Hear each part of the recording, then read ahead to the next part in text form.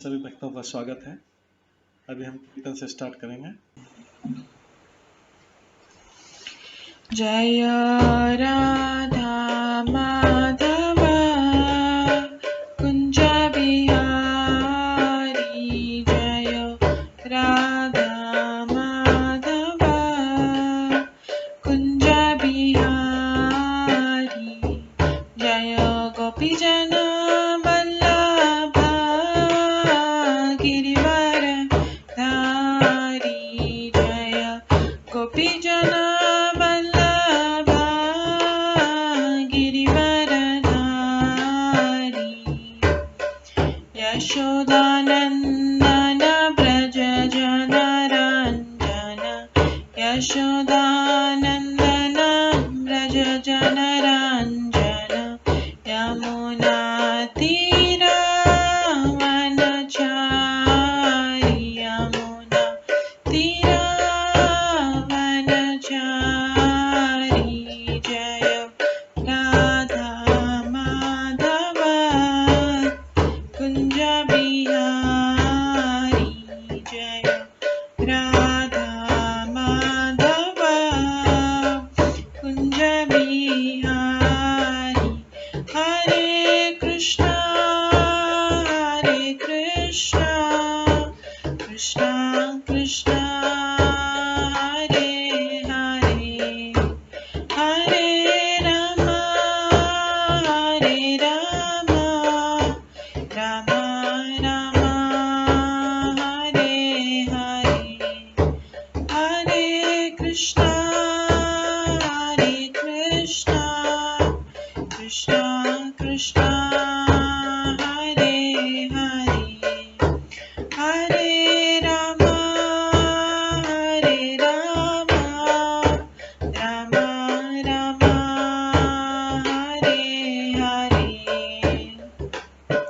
हरे कृष्णा कृष्णा कृष्णा हरे हरे, हरे राम राम राम हरे हरे, हरे कृष्णा कृष्णा कृष्णा हरे हरे, हरे राम राम हरे हरे, हरे कृष्णा कृष्णा कृष्णा हरे हरे, हरे राम राम हरे हरे, हरे कृष्णा कृष्णा कृष्णा हरे हरे, हरे राम राम राम हरे हरे, हरे कृष्णा कृष्णा कृष्णा हरे हरे, हरे राम राम राम हरे हरे, जय राधा माधव राधे, जय राधा गोविंद राधे, जय गौरनिताय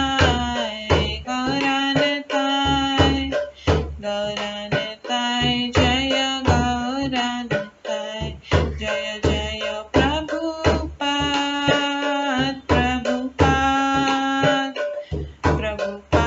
जय जय प्रभुपाद, जय जय गुरुदेव जय जय गुरुदेव, नित्य गौर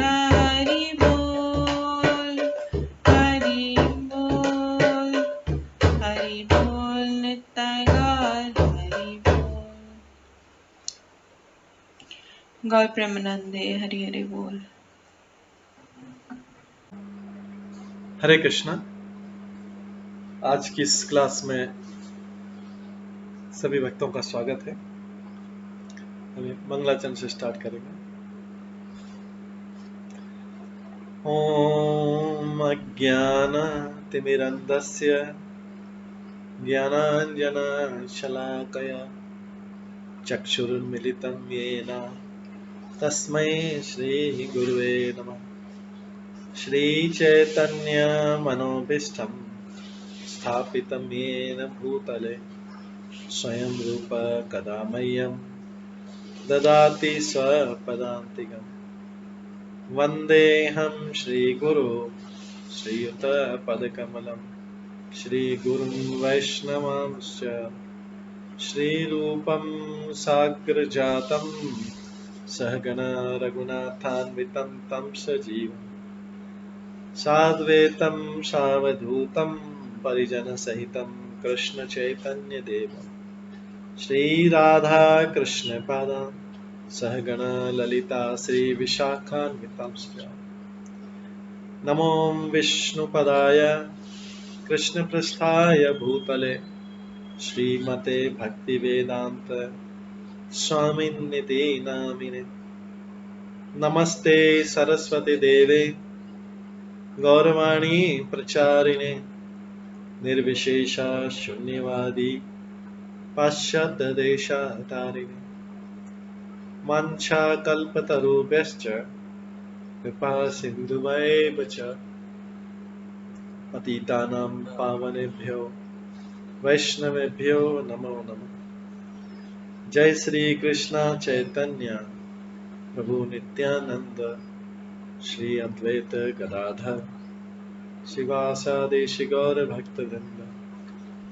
हरे कृष्णा कृष्णा कृष्णा हरे हरे हरे राम राम राम हरे हरे।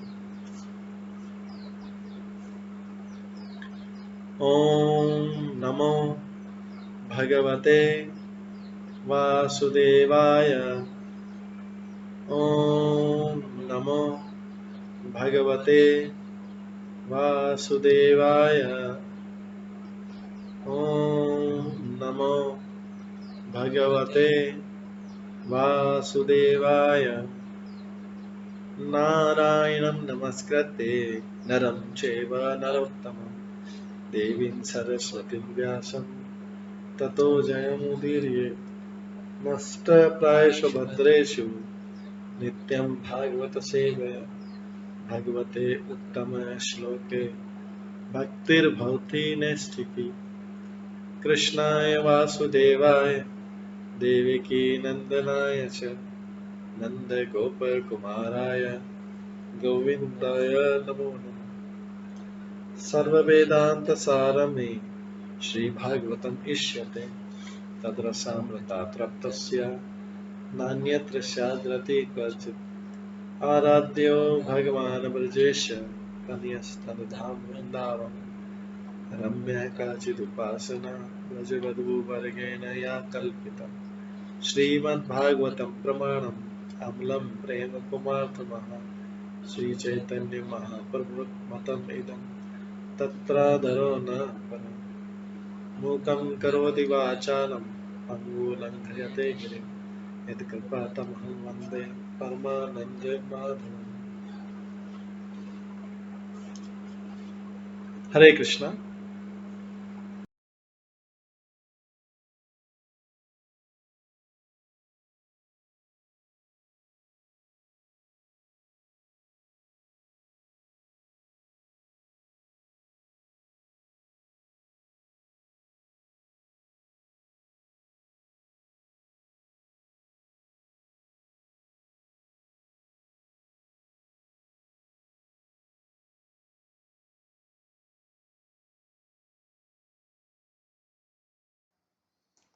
हरे कृष्णा। आज की इस क्लास में सभी भक्तों का स्वागत है। कल हम श्रवण कर रहे थे भगवान के दैनिक चर्या से भगवान किस तरह प्रातःकाल उठते थे, उसके बाद जल का स्पर्श करके वो ध्यान करते थे, उसके पश्चात वो ब्राह्मणों, गुरु और सभी वृद्ध लोगों का आदर करते थे। इसके पश्चात वो दान देते थे। ब्राह्मणों को गाय दान देते थे। उसके पश्चात वो सभी को भोजन देने के बाद में उनका परिवार वो भोजन करते थे। इस तरह पहले सारे जीवों को संतुष्ट करके भगवान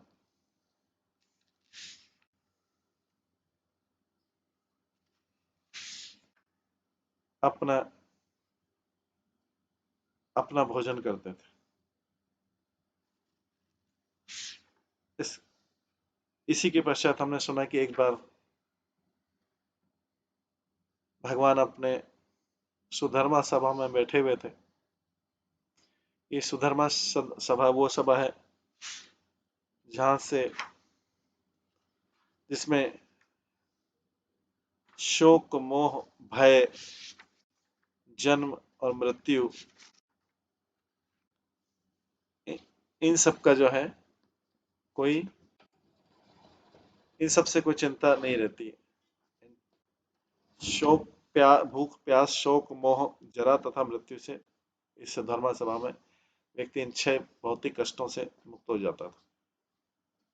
क्योंकि संसार में कोड़े लगते रहते हैं, किंतु जब तक कोई सुधर्मा सभावन में रहता है तब तक वो इन 6 भौतिक कोड़ों से प्रभावित नहीं होता। इसके पश्चात हमने ये श्रवण किया कि एक राजाओं का दूत वहां पर आया, जो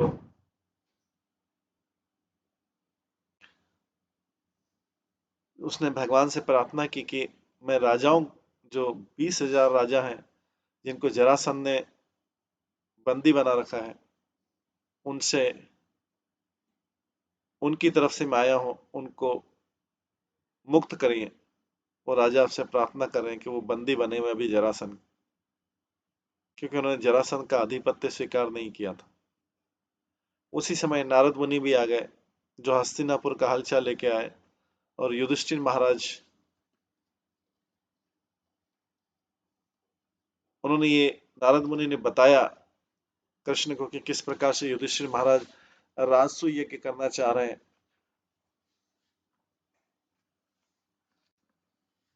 युधिष्ठिर महाराज राजसूय यज्ञ करना चाह रहे हैं और इसके लिए वो आप सबकी जो है उपस्थिति, भगवान आपकी उपस्थिति चाहते हो। इस प्रकार से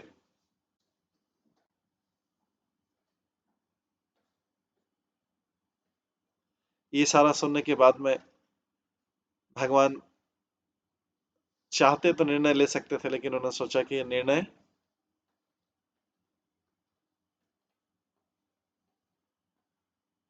मैं अपने सलाहकार शुद्ध भक्त उद्धव को लेने के लिए देता हूं।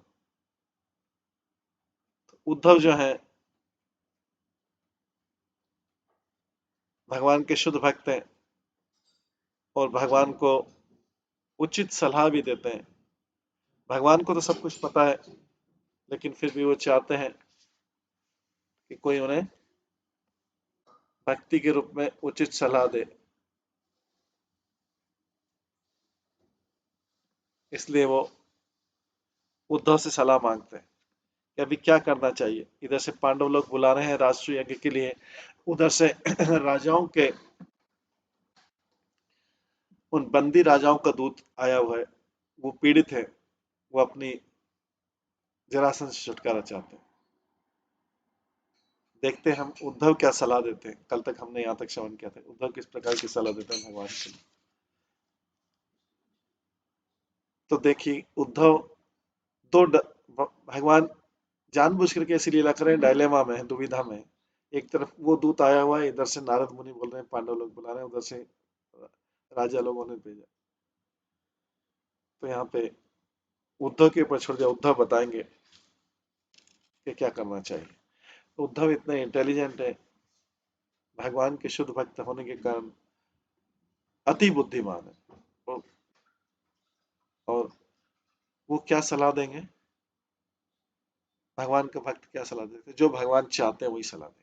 भगवान को तो सब पता है, लेकिन भगवान उद्धव को माध्यम बना के पूछ रहे हैं कि उद्धव क्या करना चाहिए अभी। ऑलरेडी प्री डिसाइडेड है कि भगवान क्या करेंगे, लेकिन भक्त क्या करता है? भक्त वही जो भगवान इच्छा कर रहे हैं वही करता है। इसलिए उसकी सलाह भगवान की सलाह से पूरी नहीं चलती, क्योंकि भगवान का शुद्ध भक्त है, निरष्ट है। तो निरष्ट व्यक्ति जो है भगवान का, वो वही सलाह देगा जो भगवान इच्छा कर। भगवान के विपरीत सलाह दे के क्या करेगा?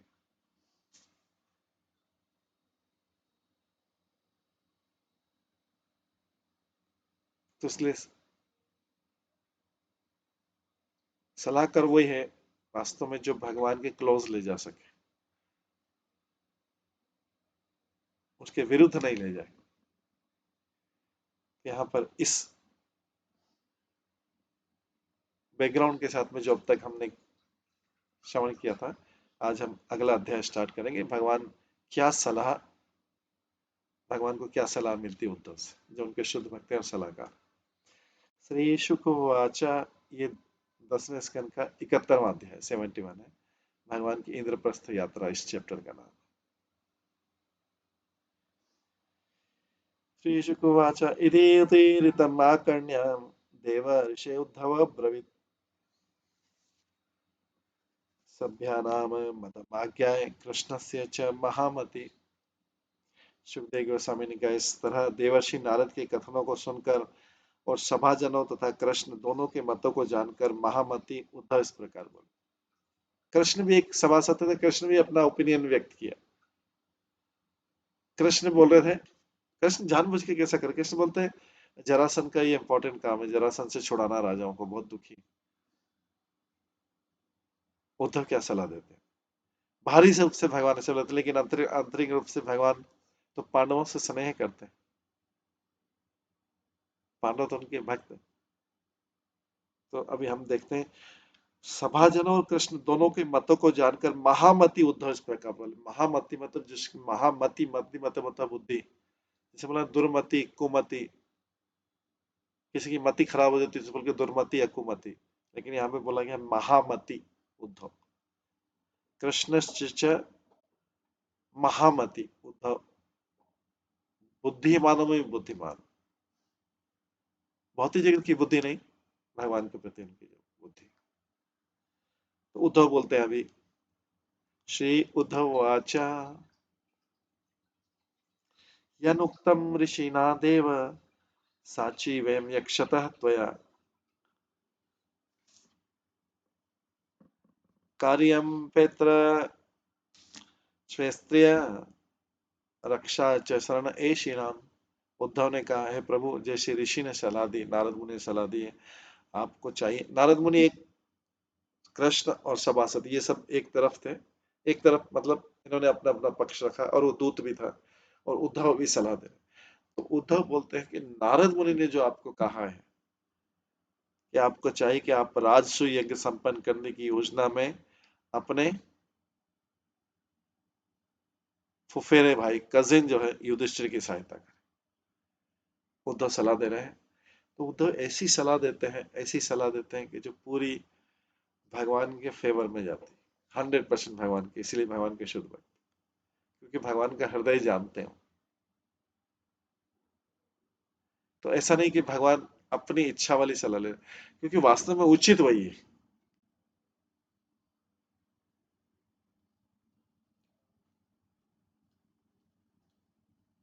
तो यहाँ पे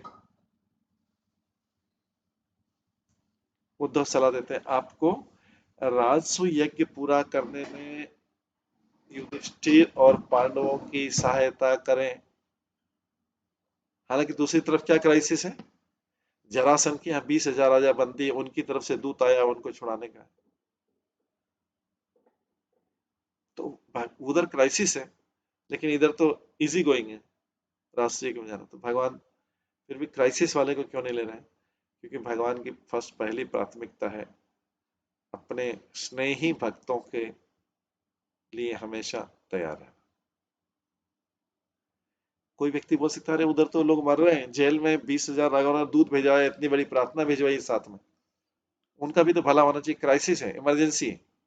लेकिन भगवान, और यहाँ तो राष्ट्रीय यज्ञ में अटेंड करना है, लेकिन यहाँ पांडवों का स्नेह है, प्रेम जो है उनके भक्तों का, वो खींच रहा है कि वो उसके बिना राष्ट्रीय यज्ञ शुरू नहीं करेंगे। उनकी भगवान के ऊपर इतनी निर्भरता है, वो शुरू नहीं करेंगे। वो राजा, 20,000 राजा बंदी है, कई सालों से बंदी है, कुछ दिन और बंदी रह गए।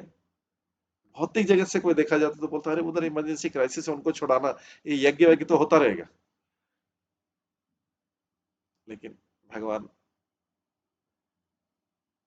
के भक्त जानते हैं, नारद मुनि भी उधर ही बुलाने के लिए आए हैं, उद्धव भी उधर ही जाने का बोल रहे हैं, जबकि वो दूत आया हुआ जो राजाओं की तरफ से, वो बोल रहा है उधर क्राइसिस है, उधर चलिए पहले।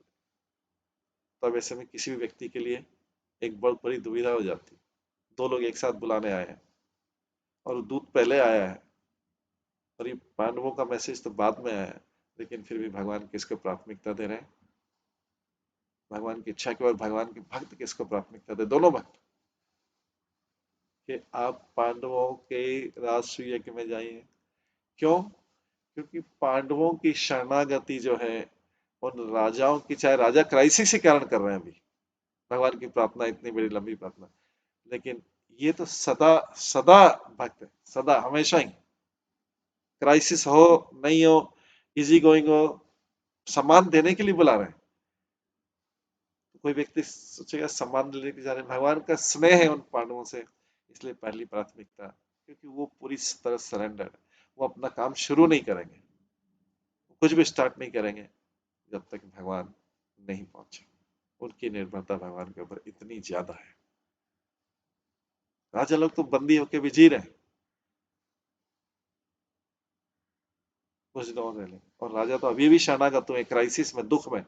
पांडव तो सदा ही शरणागत रहते हैं, कष्ट हो नहीं हो एक जैसे शरणागत। तो ये इसलिए हम देखते हैं कि उद्धव की सलाह के किस प्रकार की सलाह होती है भक्तों की।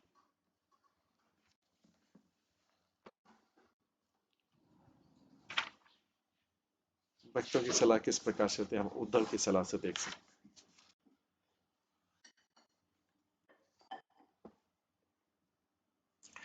देवर्षि नारद चाहते थे कि कृष्ण इंद्रप्रस्थ जाएं और अपने फुफेरे भाई युधिष्ठिर को राजसूय करने में पूरा सहायता करें। साथ ही लेकिन राज्यसभा, देखिए पूरी राज्यसभा का इच्छा थी कि भगवान उन कृष्ण जरासन को हराकर बंदी बनाए गए राजाओं को छुड़ा। लेकिन भगवान देखते हैं किस सलाह को इंपॉर्टेंस देते हैं, दोनों तरफ से सलाह मिली। महामती उद्धव समझ गए कि भगवान कृष्ण दोनों काम चाहते हैं, अतः उन्होंने बुद्धिमत्ता पूर्वक सलाह दी जिससे दोनों काम पूरे हो जाए। बुद्धिमत्ता इसी में लगती है कि दोनों काम पूरे हो जाए। यष्टव्यम राजसूयेन दिक्चक्रजयिना विभो अतः जरासुत जय उभय अर्थ मतम मम। उद्धव ऐसी सलाह देते हैं, ऐसी सलाह देते हैं कि कितना भी कोई बुद्धिमान भौतिक जगत का वो उस सलाह को जगह कि ऐसी सलाह कैसे, ऐसा तो हमने सोचा नहीं था। ये भगवान इसलिए भगवत गीता में बोलते हैं तेषाम सतति युक्तानाम भजताम प्रीति पूर्वकम ददामी बुद्धि योगम तम ये न मामुपयंति। जो मुझसे युक्त है, जो प्रेम पूर्वक मेरी भक्ति करता है, मैं उसको हर समय सलाह देता रहता हूँ, चाहे वो भौतिक जगत के विचारों के पूरा विपरीत हो, एकदम विपरीत, इम्पॉसिबल लगता हो। भौतिक जगत को लगेगा अरे ये क्या है, तो पागल हो गया व्यक्ति, इम्पॉसिबल। तो यहाँ पे पूरी सभा बोल रही है कि जरासन को मार के उन राजाओं को छुड़ाओ, क्राइसिस है। लेकिन भगवान इधर, तो उद्धव क्या करते हैं, उद्धव ऐसा करते हैं कि दोनों काम हो जाए। लेकिन पहला काम, फर्स्ट प्रायोरिटी क्या रहेगा, पांडवों के यहाँ जाना, अपने स्नेही भक्तों के यहाँ जाना। तो उद्धव सलाह देते हैं सर्वशक्तिमान विभु, जिसने दिग्विजय कर लिए हो वही राजसूय कर सकता है। तो इस तरह मेरे विचार से दोनों उद्देश्य पूरे हो सकेंगे। आपका जरासंध पर विजय पाने वाला और पांडवों के यहाँ जाने वाला भी हो जाए। तो यहाँ पर उद्धव बताते हैं कि जिसने सारी दिशाओं पर विजय विजय प्राप्त कर ली उसको दिग्विजयी बोलते हैं। वही वही राजसूय कर सकता है। इसलिए कृष्ण को चाहिए कि इस यज्ञ में सम्मिलित होने का निमंत्रण तुरंत स्वीकार कर लें। पांडवों ने जो निमंत्रण भेजा उसको तुरंत स्वीकार कर लें, किंतु इसके साथ ही आवश्यक है कि जरासंध को मारने की व्यवस्था भी हो जाए, साथ में वो भी हो जाए दूसरा काम। इस तरह राजाओं द्वारा सुरक्षा की याचना स्वयं में पूरी हो सकेगी। इस तरह भगवान की एक ही नीति है, भगवान की एक ही नीति राजसूय की भली भांति संपन्न होने की नीति। उस पर अडिग रहेंगे तो सारे उद्देश्य पूरे हो जाएंगे। इस पे निर्णय लेना है कि भक्तों को पहली प्राथमिकता, स्नेही भक्तों को पहली प्राथमिकता भगवान, उससे दूसरा काम ऑटोमेटिकली हो जाएगा। ऐसा करना कि दूसरा काम नहीं होगा, दूसरा काम होगा, लेकिन क्योंकि जैसे भक्त लोग भगवान को अपना सब कुछ समर्पित करते हैं, कुछ विचार नहीं करते हैं कि करना चाहिए, होल्डिंग बैक नहीं है कि नहीं नहीं ये अभी इसको पोस्टपोन करता है, इसको भक्त कुछ जरा सा भी विचार नहीं करते। भगवान भी सहायता करने में विचार नहीं करते। हमने गजेंद्र की स्टोरी सुनी, देपेन और द्रौपदी की सुनी, किस तरह भगवान क्राइसिस में फर्स्ट पर्सन जो है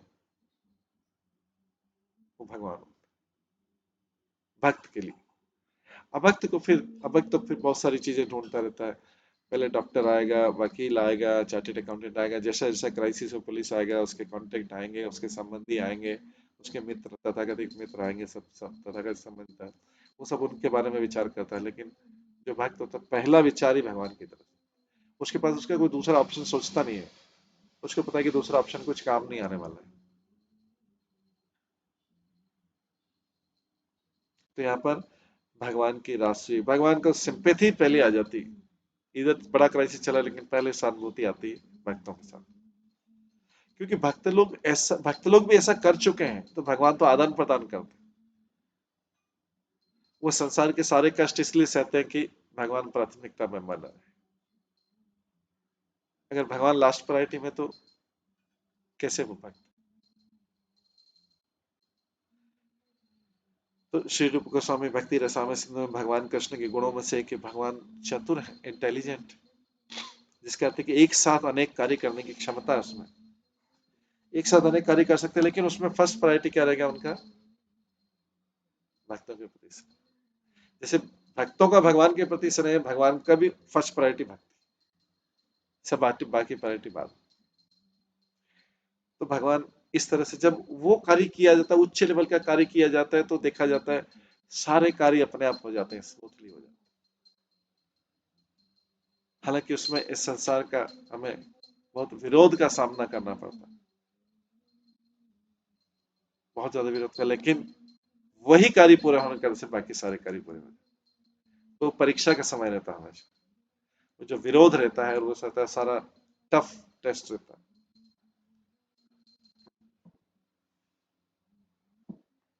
संसार से निराशा भी हाथ लगती है, लेकिन वो अगर उसको कोई पार कर जाए तो सारे कार्य अपने आप हो जाते हैं। तो यहाँ पे बोला गया है इस तरह एक साथ अनेक कार्य करने की क्षमता है। जिस इस तरह भगवान कृष्ण युधिष्ठिर द्वारा राजसूय यज्ञ संपन्न करने की इच्छा को पहले रखा, तथा बंदी राजाओं को मुक्त करने की इच्छा की जटिल समस्या को आसानी से हल कर सकते हैं। सारी समस्या हल हो जाती। ऑलवेज अंडर ऑल सर्कमस्टेंसेस अगर भगवान प्राथमिकता है या भगवान के शुद्ध कोई भगवान से संबंधित कार्य प्राथमिकता है। कोई भी कार्य बिगड़ते नहीं, भौतिक जगत को ऐसा लगता है ये बिगड़ जाएगा, ये टाइम कम है, वो टाइम कम है, पहले इसको कर ले पहले, वो सारा भौतिक बुद्धि है। क्योंकि कंट्रोल करने वाला तो कोई और है, जब वो नियंत्रित करने वाला कोई और है तो हम हमें नियंत्रण करने की ये बुद्धि को बुद्धि दुर्मति ये कैसे लगा ले। ये हमारी कैलकुलेशन है, और भगवान की कैलकुलेशन तो ऊपर वाली कैलकुलेशन। हम सोचते हैं अपनी कैलकुलेशन से कि ये कर ले, वो कर ले, ये कर ले, इसको पहले कर ले, उसको कर ले, इसको कर ले, वो कर ले, सब तिकड़मबाजी। लेकिन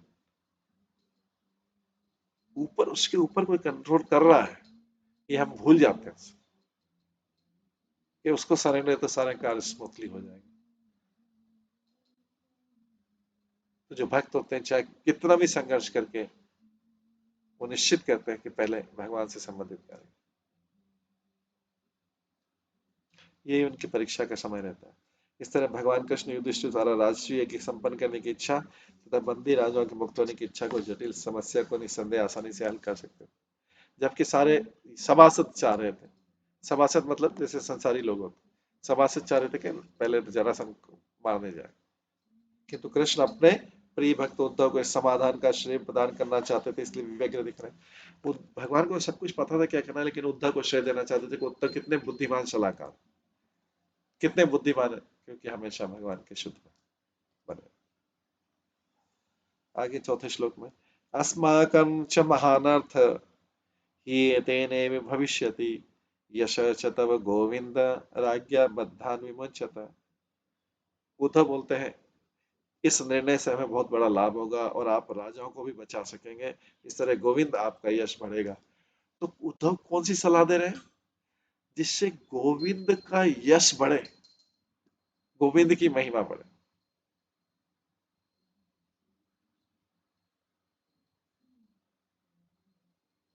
इमेजिन से गोविंद की महिमा गा के, गोविंद की महिमा किस में बढ़ रही है, या गोविंद के शुद्ध भक्तों की महिमा किस में बढ़ रही है? वही कार्य श्रेष्ठ।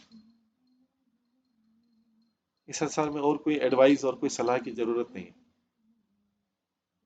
वो रहेगा तो ऑटोमेटिकली सारा कार्य, क्योंकि कंट्रोलर तो भगवान है। हम अपनी बुद्धि से नियंत्रण करके सोचते हैं नहीं ये अच्छा, ये बेटर हो जाएगा, बेटर होगा या नहीं होगा इसके ऊपर है कि कौन प्राथमिकता में। ये भौतिक बुद्धि बोलती है ये बेटर है, ये बेटर है, ये बेटर है। आध्यात्मिक बुद्धि एक ही कि भगवान के लिए क्या बेटर। सारी सलाहें सारा एडवाइस उसी से निकलेगा। तो इसलिए इस निर्णय से हमें बहुत बड़ा लाभ होगा, उद्धव बोल रहे हैं, और आप राजाओं को भी बचा सकेंगे, इस तरह गोविंद आपका यश बढ़ेगा। तो भक्तों का कार्य पहले करें। तो भगवान तो पहले से जानते थे अंदर से, लेकिन उद्धव को क्रेडिट दे रहे हैं, उद्धव को यश मिल रहा है। सवे दुर्विशः राजा नाग अयुत समा बले बलिनाम अपि च अन्येषाम भीमम संबलम विना। दुर्जय जरासंध 10,000 हाथियों जितना बलवान है, निसंदेह अन्य बलशाली योद्धा उसे पराजित नहीं कर सकते, केवल भीम ही बल में उसके समान है। उद्धव आगे और सलाह दे रहे हैं। सिद्धू स्वामी कहते हैं कि सारे यादव जो है जरासंध के वध के लिए उत्सुक थे। अच्छा, सचेत करने के लिए उद्धव ने श्लोक कहा था।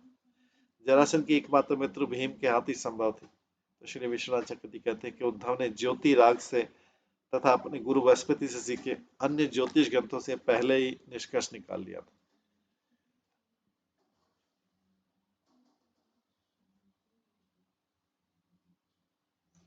तो उद्धव दूरदृष्टि वाली सलाह दे रहे हैं, भगवान को प्रसन्न के दूरदृष्टि के आगे। जो संसारी लोग इमीडिएट अभी क्या करना है इसको,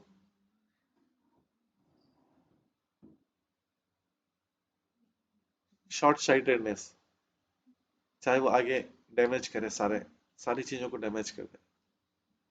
लेकिन उद्धव की सलाह रहती है अभी का उतना चिंता मत करके, अभी की उतनी चिंता न करके भविष्य में सब कुछ सामान्य रूप से चलता रहे, उसकी चिंता। तो अभी का जो निर्णय सही है गलत है, वो भविष्य में निर्धारित करेगा।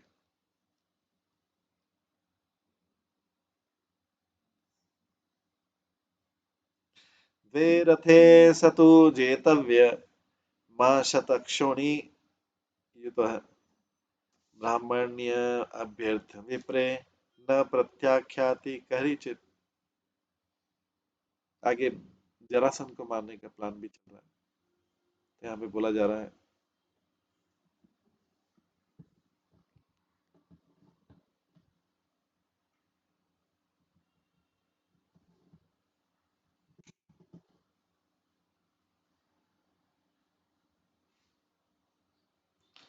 उससे एकाकी रथों की प्रतियोगिता में हराया जा सकेगा, किंतु अपनी 100 अक्षौहिणी सेना के साथ वो हराया नहीं जा सकता।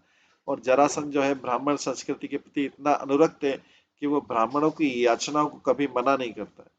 जरासंध हालांकि असुर असुर श्रेणी में आता है जरासंध, तो असुर श्रेणी में आते हुए ब्राह्मण संस्कृति के प्रति उसकी बहुत आसक्ति थी, ब्राह्मणों का बहुत आदर करता। असुर प्रवृत्ति का होते हुए भी वो ब्राह्मणों की याचनाओं को कभी मना नहीं करता था। तो तात्पर्य तर्क किया जा सकता है कि चूंकि भीम ही जरासंध के समान बलशाली, अतः विशाल सेना के साथ एक साथ होने पर जरासंध और भी शक्तिशाली हो जाएगा। इसलिए उद्धव जो है, उद्धव एकाकी युद्ध की संस्तुति कर रहे हैं। उद्धव क्या रिकमेंड कर रहे हैं? सिंगल इंडिविजुअली युद्ध करो, सेना के साथ मत करो। लेकिन जरासंध को उसकी शक्तिशाली सेना से विलग कैसे किया जा सकता? तो यहाँ पर उद्धव संकेत देते हैं कि जरासंध ब्राह्मणों की याचना को कभी नहीं ठुकरा सकता था, क्योंकि वो ब्राह्मण संस्कृति के प्रति अनुरक्त था। जरासंध के लिए असुर होते हुए ब्राह्मण उसके लिए श्रेष्ठ थे।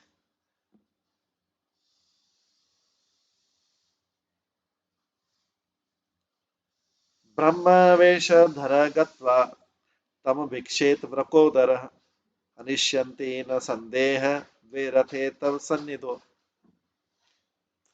भीम जो है, उद्धव सलाह देते हैं कि भीम ब्राह्मण का वेश बनाकर जरासंध के पास जाए।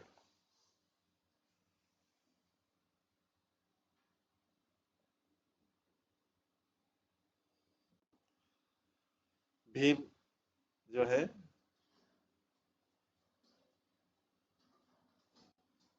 ब्राह्मण के वेश में जाए तो जरासंध उसकी प्रार्थना स्वीकार कर लेगा। तो भीम ब्राह्मण का वेश बनाकर उसके पास जाए और दान मांगे। इस तरह जरासंध के साथ द्वंद्व युद्ध की प्राप्ति होगी और आपकी उपस्थिति में भीम अवश्य उसको मार डालेगा। ये उद्धव सलाह दे रहे हैं। भाव यह है कि भीम को चाहिए कि जरासंध से द्वंद्व या जो मल्ल युद्ध होता है उसकी भीख मांगे, 1 to 1।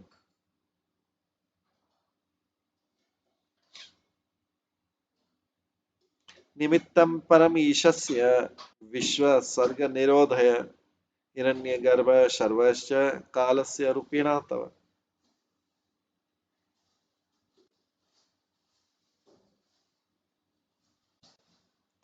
ब्रह्मांड के सृजन तथा संहार में ब्रह्मा तथा शिव भी आपके उपकरण की तरह कार्य करते हैं। तो यहाँ पे उद्धव समझा रहे हैं सब तो आपके इंस्ट्रूमेंट है इस जगत में, सारे तो आपके इंस्ट्रूमेंट है भगवान। उद्धव बोल रहे हैं ब्रह्मा और शिव जी भी आपके इंस्ट्रूमेंट है, आप उनके माध्यम से काम करवाते हैं, जिन्हें अंततः आप काल के अपने आदर्श रूप में संपन्न कराते हैं। सारा कार्य भगवान की शक्ति से ही होता है। प्रकृति क्रियमाणानि गुणे कर्माणि सर्वश अहंकार विमूढ़ आत्मा कर्ताम्यति मन्यते। जब कोई कार्य सफल होता है व्यक्ति उसका क्रेडिट लेता है, लेकिन फेल्यूर के क्रेडिट नहीं लेता, जबकि सारे कार्य भगवान के शक्ति के द्वारा करवाए जा रहे हैं।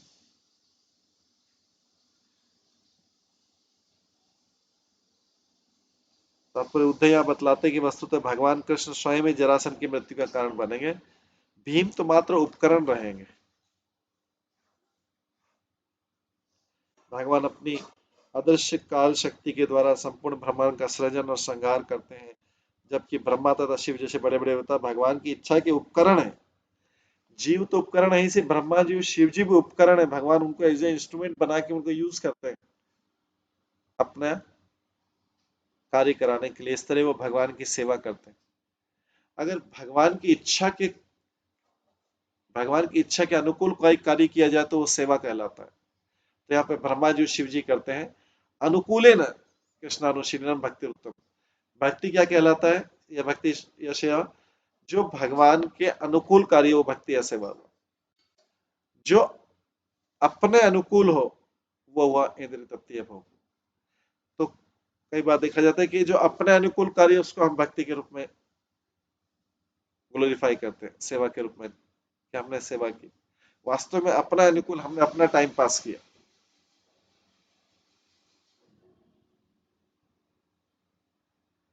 तो इसलिए बोला गया यहाँ पे ब्रह्मा जैसे शिव जैसे बड़े बड़े देवता भगवान की इच्छा के उपकरण मात्र, मतलब भगवान की इच्छा के अनुकूल कार्य करते हैं इस तरीके से, तब जाके वो सेवा कहलाता है।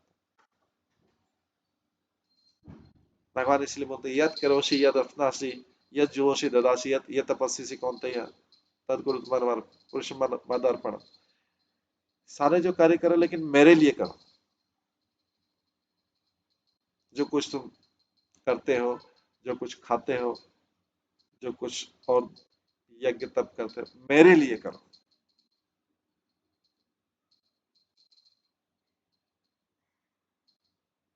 तो भगवान परम भोक्ता है और जीव उपभोक्ता। जीव भगवान के अनुकूल किया, उसके बाद जो भी इसका फल है वो जीव उसको ग्रहण करे, ये अनुकूल भक्ति। तो यहाँ पे बोल रहे हैं इसके लिए भगवान सेवा में लगाते हैं, ब्रह्मा जी शिव जी भगवान की सेवा में लगे थे, क्योंकि सेवा मतलब हुआ उनके अनुकूल कार्य करें, उनके फेवर में जाए काम, तभी सेवा कहलाएगी। नहीं तो इंद्रिय तृप्ति, दूसरा तो फिर जो दूसरा काम हुआ है भौतिक जगत के कर्म हुआ, उसमें विकर्म भी होता है, कर्म भी होता है, कर्म भी होता है, वो तो कर्म हो सर। कर्म और सेवा में के व्यक्ति के जो रेसिपिट है उसके अनुकूल किए जाए तब जाके सेवा कहलाए।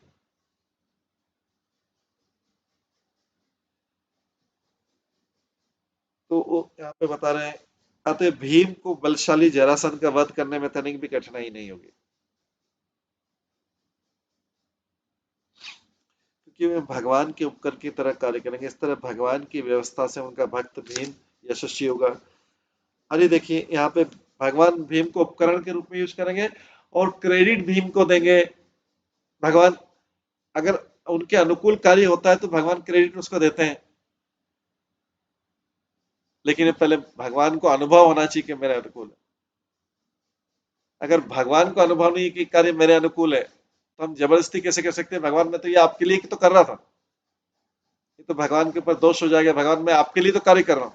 भगवान बोलेंगे भाई मेरे लिए नहीं कर रहा है, मैं सब जमा समझता हूं अंदर से। हम जबरदस्ती बोलेंगे भगवान मैं आपके लिए तो कर रहा हूं सर, ये झूठा है अगर भाव नहीं है भगवान की।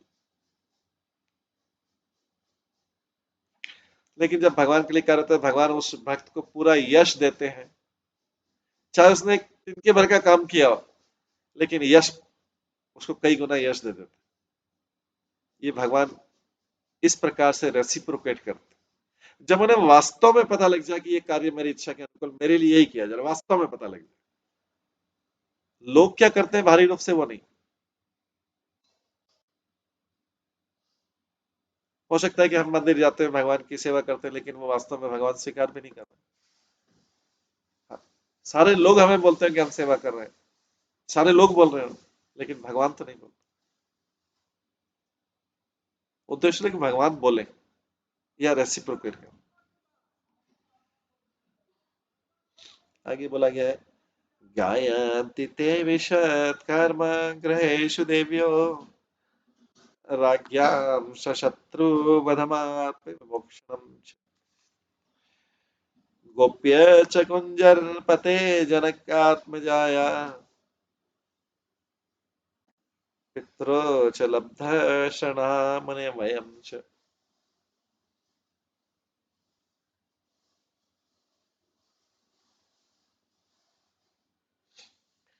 बंदी राजाओं की देवी पत्नियां, यहाँ पे उद्धव बोल रहे हैं बंदी राजाओं की देवी पत्नी आपके नेक कार्यों को कि आप किस तरह उनके पतियों के शत्रुओं को मारकर उद्धार करेंगे गायन करती।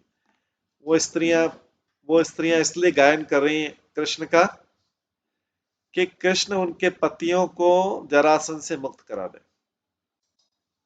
उनके पतियों के शत्रु को मारकर उनका उद्धार करेंगे, इसलिए वो गायन कर रही।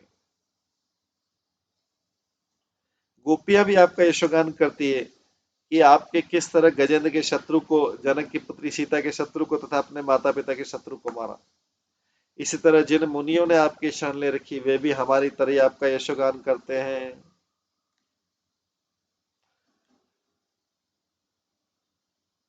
तो ऋषि मुनियों ने बंदी राजाओं की शोकाकुल पत्नियां को बता रखा था कि भगवान कृष्ण जरासंध के वध की व्यवस्था करके उन्हें संकट से बचाएंगे। इस तरह देवी स्त्रियां अपने घर पर भगवान के यश का गान करेंगी और जब बच्चे बच्चे अपने पिता के लिए रोएंगे तो उनकी माता उतलाएंगी। तो देखिए माताएं क्या सुंदर वचन सिखा रही। जब बच्चे भी देखेंगे कि उनके पिता बंदी, जब बच्चे अपने माता के लिए रो जब जब बच्चे अपने पिता के लिए रोएंगे तो उनकी माताएं उन्हें बतलाएंगी, बच्चे मत रो, श्री कृष्ण तुम्हारे पिता की रक्षा करेंगे। ये बच्चों को इस प्रकार सिखाया जाएगा कि श्री कृष्ण ही तुम्हारे पिता की रक्षा करेंगे। वस्तुतः भगवान ने विगत भूतकाल में अनेक भक्तों को बचाया है। जब भगवान ने विगत भूतकाल में अनेक भक्तों को बचाया तो अभी क्यों नहीं बचाएंगे? ये माताएं अपने बच्चों को सिखा रही हैं, क्योंकि पिता लोग बंदी है अभी जरासंध के।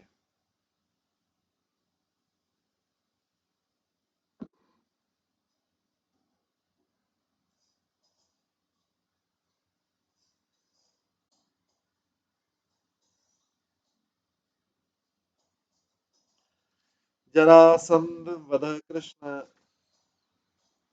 भूरि अर्थाय कल्पते प्राय पाक विपाकेन तव च अभिमत क्रतु।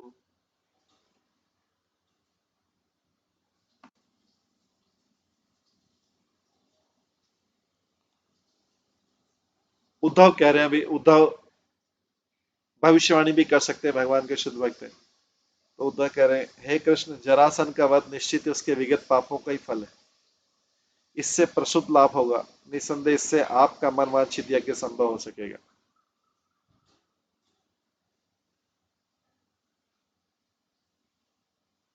तो यहाँ पे बोला जा रहा है, उद्धव सलाह दे रहे हैं कृष्ण को। कैसे भक्त भगवान को सलाह दे सकता, लेकिन भगवान ले रहे हैं क्योंकि शुद्ध सलाह है।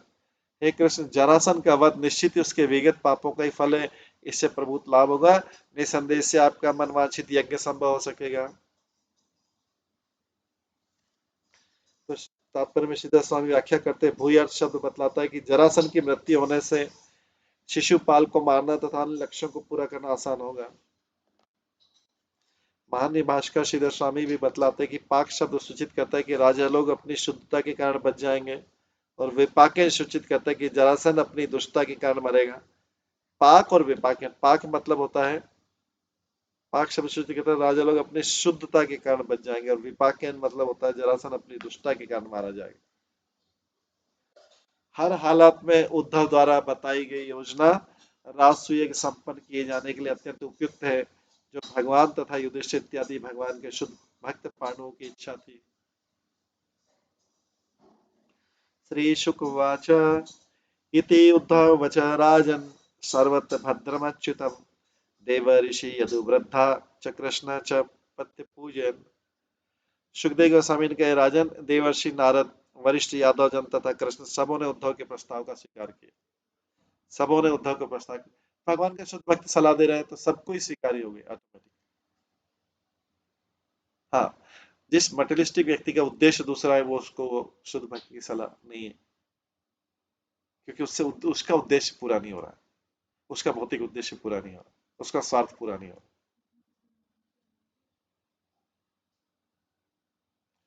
तो कोई भौतिकतावादी इसलिए सलाह नहीं मानता, शुद्ध भक्ति की सलाह कोई भौतिकतावादी इसलिए नहीं मानता कि भौतिकतावादी समझता है कि मेरा स्वार्थ पूरा हुआ कि नहीं हो रहा है, तो उसको सलाह अच्छी नहीं लगती, इसलिए वो स्वतंत्रता में व्यवहार करता है। उसको लगता है कि नहीं, इससे मेरा स्वार्थ पूरा कैसे हो, ये तो भगवान का स्वार्थ पूरा हो, मेरा कैसे, क्योंकि कंफ्लिक्ट है भगवान में और जीव में, भौतिक जीव में कंफ्लिक्ट है। भौतिक जिस तरह भगवान का स्वार्थ पूरा हो रहा, मेरा स्वार्थ कहाँ पूरा हुआ, यही तो इस जगत में कंफ्लिक्ट है, टक्कर टक्कर है। और हम बोलते हैं हम भगवान से शत्रुता नहीं करते। ऐसी कोई भी इच्छा जो भगवान की इच्छा के विरुद्ध, वो भगवान से एनवी है, शत्रुता। तो यहाँ पर राजा लोग अपनी शुद्धता के कारण बचा ले जाएंगे, तो जरासन अपनी दुष्टता के कारण मर जाएगा। हर हालत में उद्धव द्वारा बचाई गई योजना राष्ट्रीय संपन्न किए जाने के लिए अत्यंत उपयुक्त है, मतलब भगवान के कार्य किए जाने के लिए अत्यंत उपयुक्त है। तो भगवान, जो भगवान तथा युधिष्ठिर इत्यादि भगवान के शुद्ध पद भक्त पांडवों की इच्छा थी, तो उद्धव भी वही सलाह दे रहे हैं जिससे भगवान की इच्छा पूरी हो रही है और पांडवों की इच्छा पूरी हो रही है, क्योंकि पांडव उनके शुद्ध भक्त हैं। वो इस चीज पे ध्यान नहीं दे रहे हैं कि सभासदों की, संसारी लोगों की इच्छा पूरी हो रही है नहीं हो रही, क्योंकि उसके उसके पीछे जाएंगे तो संसार में 800 करोड़ लोग हैं। 800 करोड़ अलग अलग स्वार्थ है। मित्रों का स्वार्थ अलग है, संबंधी का स्वार्थ अलग है, माता पिता का साथ अलग है, बच्चों का साथ, सबका अलग अलग स्वार्थ। तो एक व्यक्ति कैसे सबके स्वार्थ को पूरा कर सकता है और सबको कैसे प्रसन्न रख सकता है? इसलिए अगर वो भगवान को प्रसन्न कर ले तो अल्टीमेटली देर सवेर a day will come when everybody will think the decision was right. निर्णय सही हो सकता है, तात्कालिक रूप से ना हो, सबको संतुष्ट नहीं कर पाए, अगर भगवान को संतुष्ट किया तो संतुष्ट हो जाए। इसलिए उद्धव क्या कर रहे हैं, भगवान और उनके शुद्ध भक्ति की इच्छा को पूरा कर रहे हैं, बाकी सारी काम हो जाएगी। तो भक्ति के जीवन में ही होना चाहिए कि भगवान की इच्छा पूरी हो, बाकी सबकी इच्छा पूरी धीरे धीरे over a period of time हो जाएगी। श्री शुकवाच इति उद्धवच राजन सर्वत भद्रमच्युतम देवर्षि यदुवृद्धा च कृष्ण च प्रत्यपूजयन्। सुखदेव गोस्वामी कहते हैं, राजन, देवर्षि नारद, वशिष्ठ, यादव जन तथा कृष्ण सबों ने उद्धव के प्रस्ताव को स्वीकार किया। देखिए सभी भक्त लोगों को मान्य होगा उद्धव का प्रस्ताव, बाकी लोगों को मान्य, हजारों सभासदों को मान्य हुआ नहीं है उसकी चिंता नहीं, भक्तों को मान्य होना चाहिए।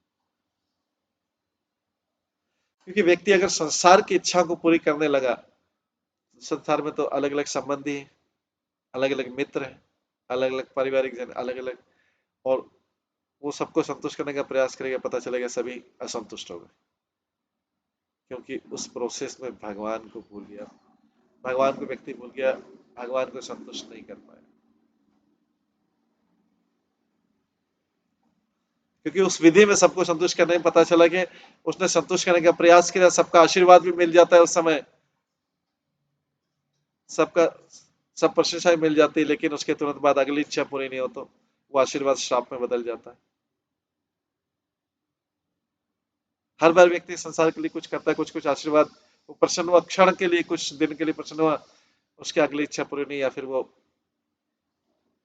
चुका नहीं पाता है उसको, तो उसका उपकार चुका नहीं पाता है, तो वो अप्रसन्न हो जाता है, श्राप। तो वही जो आशीर्वाद था, तथाकथित आशीर्वाद, अभी तथाकथित श्राप में बदल जाता है।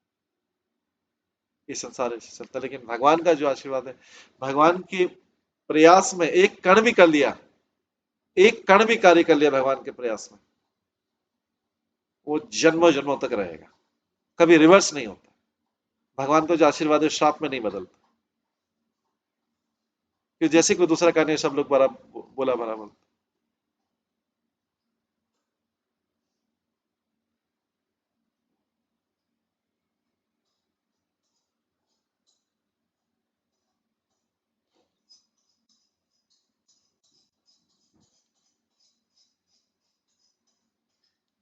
तात्पर्य श्री गोस्वामी व्याख्या करते हैं कि अच्युतम शब्द सूचित करता है कि उद्धव का प्रस्ताव प्रस्ताव तर्क से पुष्ट था। यही नहीं, सुखदेव गोस्वामी यदु वृद्धा शब्द द्वारा विशेष रूप से सूचित करते हैं कि इस प्रस्ताव का स्वागत कनिष्ठ लोग नहीं अपितु वरिष्ठ लोग कर रहे थे। इस प्रस्ताव के स्वीकार को वरिष्ठ लोग कर रहे थे।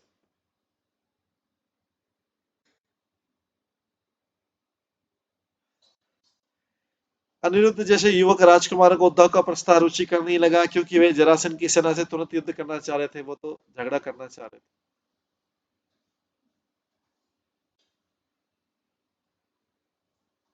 क्योंकि बिना झगड़ा करे इंटरेस्ट कैसे आएगा, जीवन में रुचि कैसे आएगा।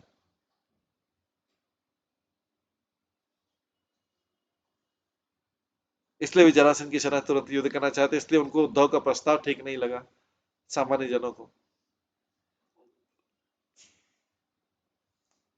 अथ आदिशत प्रयाण भगवान देवकी सुतः भृत्यान दारुक जत्रादीन अनुज्ञाप्य गुरुन विभु।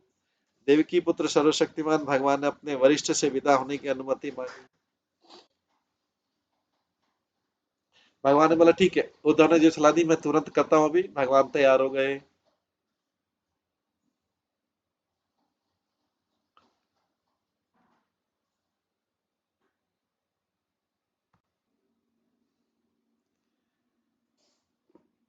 तो इस प्रकार से देव की पुत्र सर्वशक्तिमान भगवान ने अपने वरिष्ठों से विदा लिए। तत्पश्चात उन्होंने दारुक, जो उनका सारथी था, जैत्र इत्यादि सेवकों को प्रस्थान करने के लिए तैयारी करने का आदेश दिया। यहाँ जिन वरिष्ठ जनों का उल्लेख है वे कृष्ण के पिता वासुदेव जैसे महान व्यक्ति थे। कृष्ण के माता पिता भी हैं वरिष्ठ लोग जिन्होंने इस चीज को स्वीकृति दी।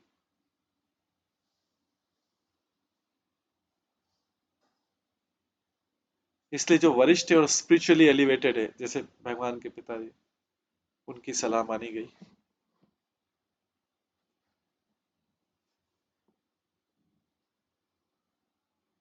निर्गम्य अवरोधान स्वान स सुतान स निर्गम्य अवरोधान स्वान स सुतान स परिच्छदान संकर्षणम अनुज्ञाप्य यदुराजम च शत्रुहन सूतपनितं सरथं आरुह्यत गरुड़ ध्वजम। हे शत्रुहंता, अपनी पत्नियों, पुत्रों तथा सामान को भेज जाने की व्यवस्था कर देने के बाद संकर्षण मतलब बलराम जी तथा राजा उग्रसेन से विदा लेने के बाद भगवान कृष्ण अपने रथ पर चढ़ गए, जिसे उनका सारथी ले आया और उस पर गरुड़ चिन्हित पताका फहरा रही थी। भगवान के रथ पे गरुड़ पताका पे जो उसका फ्लैग रहता है उस पर गरुड़ का चिन्ह रहता है। अतः उद्धव के प्रस्ताव को मानकर सर्वप्रथम कृष्ण अपनी पत्नियों, परिवार तथा संगी साथियों सहित पांडवों की राजधानी इंद्रप्रस्थ के लिए चल पड़े। इस अध्याय के शेष भाग में कृष्ण द्वारा इस नगर की यात्रा का और फिर उनके प्रिय भक्तों द्वारा स्वागत किए जाने का वर्णन है। भगवान अभी इंद्रप्रस्थ के लिए पांडवों की राजधानी के लिए रवाना हो गए। इंद्रप्रस्थ में कृष्ण ने पांडवों को पहले जरासंध का वध करने के बाद राष्ट्र यज्ञ करने की योजना बतलाई। फिर उनकी सहमति से वे भीमसेन समेत दुष्ट राजा से हिसाब किताब निपटाने गए। भगवान को भक्तों से अलग तरीके से हिसाब किताब निपटाना पड़ता है, दुष्टों से अलग निपटाना पड़ता है। तो इंद्रप्रस्थ में कृष्ण ने पांडवों को पहले जरासंध का वध करने के बाद राष्ट्र यज्ञ करने की योजना बतलाई। फिर उनकी सहमति से भीमसेन समेत दुष्ट राजा से हिसाब किताब निपटाने वाले। श्री विश्वनाथ चक्र ठाकुर बताते हैं कि कृष्ण की पत्नियों को भी राष्ट्रीय यज्ञ में बुलाया गया था, अतः वे भी जाने की उत्सुक थी। तो अगले श्लोक में रंग बिरंगे राजसी जुलूस का वर्णन आएगा जिसमें सारे लोग इंद्रप्रस्थ जाते हैं। तथो रथाद्वीप भट्टादिनायके करालया परिभ्रतात्म सैन्य मृदंग भेरी आनक शंख गौमुखे प्रघोष घोषी कुकुभ निरक्रमत्। जो ही मृदंग, भेरी, दुदुम्बी, शंख तथा गोमुख की ध्वनि तरंगों से सारी दिशाएं गूंजने लगी, त्यों ही भगवान कृष्ण अपनी यात्रा के लिए चल पड़े हैं।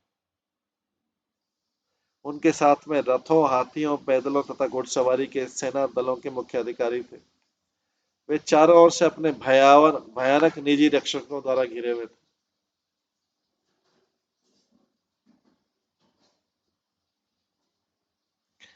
नवाजिकांचन शिबिकाव्यच्युतम् सात्मजापतिं मनुष्यवृताय वराम्बराभरणविलेपनेस्त्रज सुसंवृतानभियसि चर्म पाणि में। अभी कौन कौन चल रहा है उस प्रोसेशन में? कौन कौन चल रहा है? भगवान अच्युत की सती साध्वी पत्नियां, भगवान अच्युत की सती साध्वी पत्नियां अपनी संतानों सहित सोने की पालकियों में भगवान के पीछे पीछे चली, जिन्हें शक्तिशाली पुरुष उठाए ले जा रहे थे। और इस प्रकार से रानियां सुंदर वस्त्र, आभूषण, सुगंधित तेलों तथा फूलों की मालाओं से सजी थी और चारों ओर से सैनिकों द्वारा घिरी हुई थी जो अपने हाथों में तलवार ढाल लिए थे। नरोष्टगो महिषखराश्वतरी नर उष्टगो महिषखराश्वतरी कर्णे वारियोषित सुअलंकथा कुटिकम्बलांबर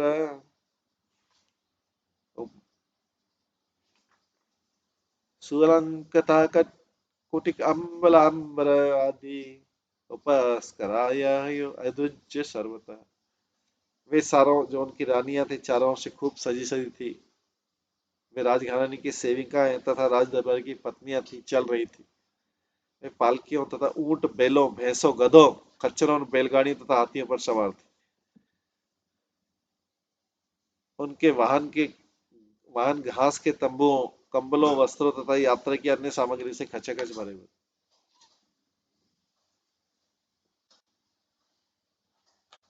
यहाँ पर घर बार के जिन चाकरों का उल्लेख वन में धोबी ने तथा अन्य सहायिका भी सम्मिलित थी।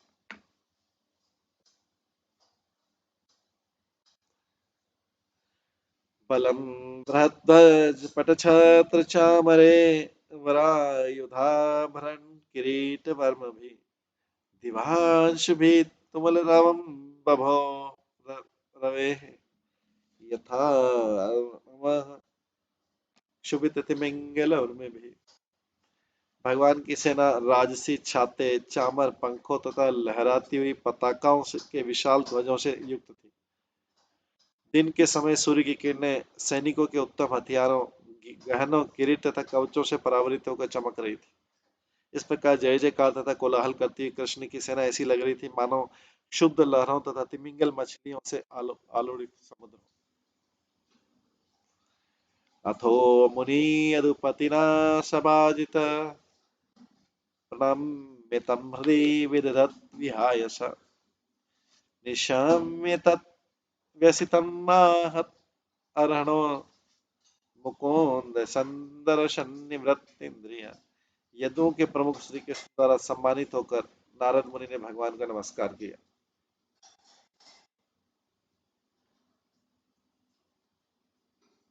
भगवान कृष्ण से मिलकर नारद की सारी इंद्रियां तुष्ट हो चुकी थी। इस तरह भगवान के निर्णय को सुनकर तथा उनकी पूजा स्वीकार करके उन्हें अपने हृदय में दृढ़ता से धारण करके नारद आकाश से होकर चले गए। राज राजदूतम उवाचिदम भगवान प्रणीयन गिरा माँ भेष्ट दूत भद्रम घाटयिष्यामि मागधम। राजाओं द्वारा भेजे गए दूत को भगवान ने मीठे शब्दों में संबोधित किया। बोला, हे दूत, मैं तुम्हारे सौभाग्य की कामना करता हूँ। मैं मगध के राजा के वध की व्यवस्था करूंगा, डरना मत। इस तरीके से दूत अभी तक जो खड़ा हुआ था उसको भी भगवान ने विदा कर दिया और बोल दिया कि मैं जो है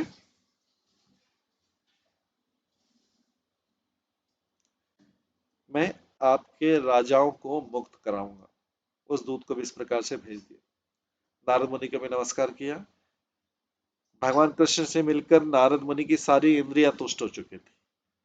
इस तरह भगवान के निर्णय को सुनकर तथा उनकी पूजा स्वीकार करके अपने हृदय में दृढ़ता से धारण करके नारद आकाश मार्ग से चले गए।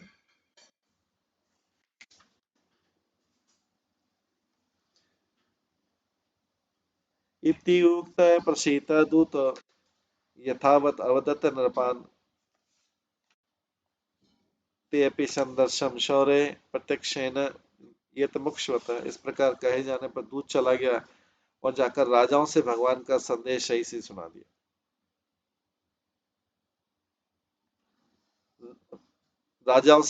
राजाओं को बता दिया कि भगवान आएंगे, मारेंगे जरासंध को, धैर्य रखो। तब स्वतंत्र होने के लिए उत्सुक वे सभी भगवान कृष्ण से भेंट करने के लिए आशान्वित होकर प्रतीक्षा करने लगे। वो सारे राजा थे बंदी गृह में, जेल में जो है वो भी भगवान के आने की प्रतीक्षा करते रहे, उनका ध्यान करते रहे।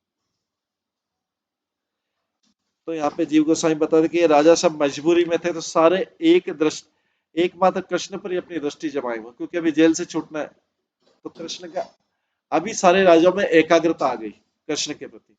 यही राजा लोग थे जब राज्य कर रहे थे, जब जरासंध ने इनको जेल में नहीं डाला था, तब तक ऐश्वर्य कर रहे थे, पूरे ऐश्वर्य में डूबे हुए थे। लेकिन जैसे ही जरासंध करके जेल में आ गए, अभी जेल से छूट नहीं पा रहे, तो प्रार्थना करें कब भगवान आएंगे, रात दिन भगवान की प्रार्थना करें। तो ये भौतिक संसार में ऐसा ही है, जब तक व्यक्ति को कष्ट नहीं आएगा तब तक वो एकाग्रता उसकी बनती है, दृढ़ता। भोगेश्वरी प्रसक्ता नाम भागवत गीता में लिखा है, भोगो और ऐश्वर्य जो होता है वो कभी उसकी दृढ़ता नहीं आती। भोगेश्वरी प्रसक्ता नाम तय आपत चेतसाम व्यवसाय आत्मिका बुद्धि ददा समाधो न विधि आते।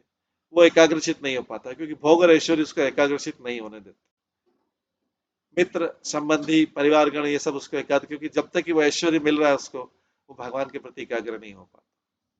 लेकिन जब राजा लोगों को बंदी बना लिया, अभी जेल में पड़े हुए हैं, तब सब लोग एकाग्र ध्यान से करेंगे भगवान कृष्ण आए और हमें छुड़ाएं, जिससे सब हम ऐश्वर्य को फिर से भोग सकें। अनर्थ सो वीर मरुन तीर्त्वा विनशम हरि गिरि नदी अतिताय पुनः ग्राम व्रजाकराम। अनर्थ शोवीर मरुदेश तथा विनिशन प्रदेशों से होकर यात्रा करते भगवान हरि ने नदियां प्राप्ति मध्य नदियां पार की और पर्वतों नगरों ग्रामों चरागाहों तथा खानों से होकर गुजरे।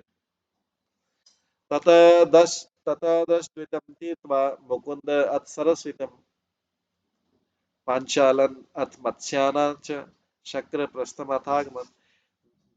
ऋषदूती और सरस्वती नदियों को पार करने के पश्चात वे पांचाल तथा मत्स्य प्रदेशों गुजरते हुए अंत में इंद्रप्रस्थ पहुंचे।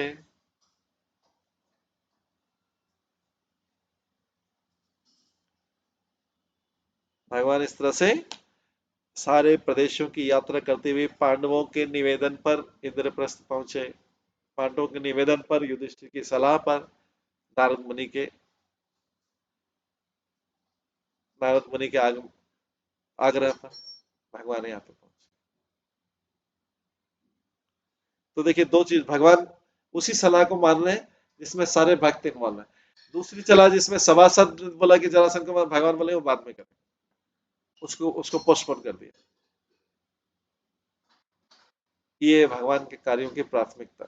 भगवान स्वयं भी ऐसा ही करते हैं, भक्त से भी ऐसी आशा करते हैं, जिससे भक्त और भगवान के बीच में आदान प्रदान हो सके और उनका संबंध उच्च कोटि का बना रहे।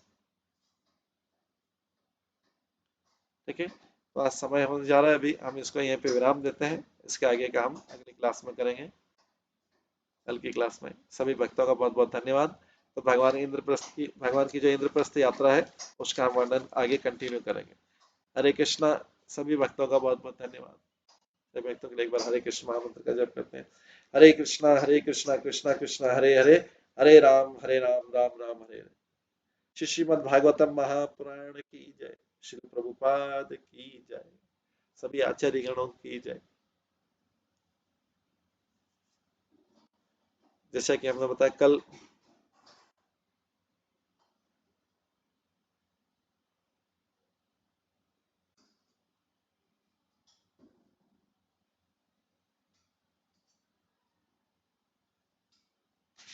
जो है हमने भगवान की सारे नित्य कार्य सुने थे, दैनिक चर्या।